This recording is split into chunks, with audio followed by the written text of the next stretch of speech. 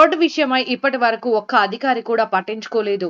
గిద్దలూరు మండలం Giddalur urban colony power substation road మరియు colony లోపల కొన్ని రోడ్లు పూర్తిగా నీలమయమై ఉన్నవి.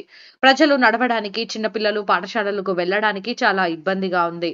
మోటార్ సైకిల్స్ పై నడవడం ఈ రోడ్లలో చాలా కష్టంగా ఉంది. మోటార్ సైకిల్స్ అయితే ఇళ్లకు దూరంగా బురదలేని దగ్గర రాత్రిపూట పెట్టుకోవాల్సి వస్తుంది. కావున అర్బన్ కాలనీ వాసుల మొర విని ఆలంకించి కాలనీకి సిమెంట్ రోడ్లు మంజూరు చేయవలసిందిగా తగిన అధికారులకు విన్నవించుకొనుచున్నాము.